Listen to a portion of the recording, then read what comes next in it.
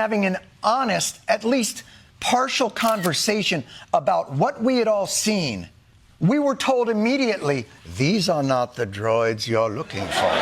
He has a stutter. He hasn't debated in 4 years. He was almost over-prepared. You know, the president traveled 6 time zones forward to G7, and he was also continued to do his presidential duties. And also he had a cold. He was jet-lagged. He'd been home for almost 2 weeks. He was jet-lagged? How big is that f***ing jet? That's occasional comedian and man just barely seeing outside of the cave, Jon Stewart, excoriating Democrats and the media for lying about Joe Biden's mental decline. Welcome to Nurk News, I'm Nurkish, and normie liberals have been on a roller coaster ride lately. First, they discover that their political candidate is senile. Then they're told not to worry about it and that he's as strong as ever, only for him to turn around and announce that he's dropping out in a letter with a signature that social media is calling questionable. For a campaign based on honesty and decency, the spin about the debate appears to be blatant bullshit. And the redemption tour hasn't gone that much better, whether it's been on the radio. I'm proud to be, as I said, the first vice president, first black woman, served with a black president.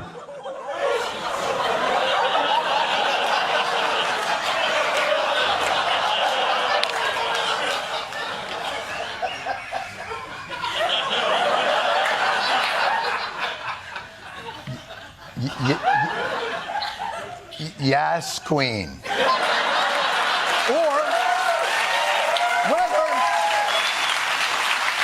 Or whether the president is on prompter and fired up. Well, let me say this as clearly as I can. I'm staying in the race. I'll beat Donald Trump. I will beat him again in 2020. I gotta tell you, somehow, confusion with confidence is even more unsettling. Or when the president sat down with George Stephanopoulos to prove once and for all how cogent he is and to film a bronzer ad. Orange man good? None of this was reassuring. Yeah, and it's never going to be reassuring, John. I mean, at this point, I'm honestly baffled by how Democrats can put their faith in a party that openly lied to them about the state of their candidate for so long. And if there was any credibility left in the media, this should have led to a series of serious questions about who's running the White House. How long has Joe been in this state? Why the sudden change of heart? And if he doesn't think he's fit to run for re-election, why is he still in office?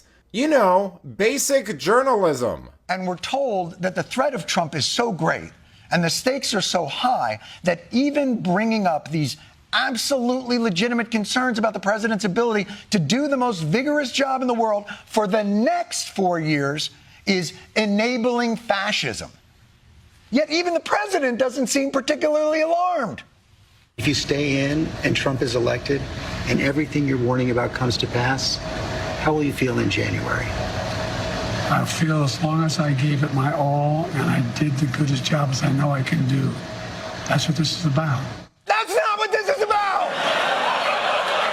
There are no participation trophies in endgame democracy. Oh, yes. I remember FDR saying, well, if the Nazis take over Europe, at least both teams had fun. And it's really troubling as this new information has been introduced. We just learned about this, and now we're all being told, well, you should have thought of that before you knew it. We can't go against the will of the voters. Democrats who voted in all 50 states in the primary, that is who they want to be their nominee. He's the nominee because millions and millions of people voted for him to be our nominee. And he will be our nominee. End of story. Get on board or shut the f*** up is not a particularly compelling pro-democracy bumper sticker. You know, what he just said there is really telling. That Democrats just found out about Joe's decline. I mean, this is nothing new. Conservatives have been screaming about it for years. The reason the left is just now finding out about it is because establishment news has been running cover for Democrats while accusing Trump of being a danger to democracy. And now that the media has played its role of pivoting and putting enough pressure on Biden to drop out, Which path do you think they're going to return to? Will they maintain the level of scrutiny they had for Democrats since the debate? Or will they shift into attacking Trump for his age and gaslighting you about Kamala Harris being a buffoon? Based on reporting since the announcement, I think the answer is pretty clear. But let me know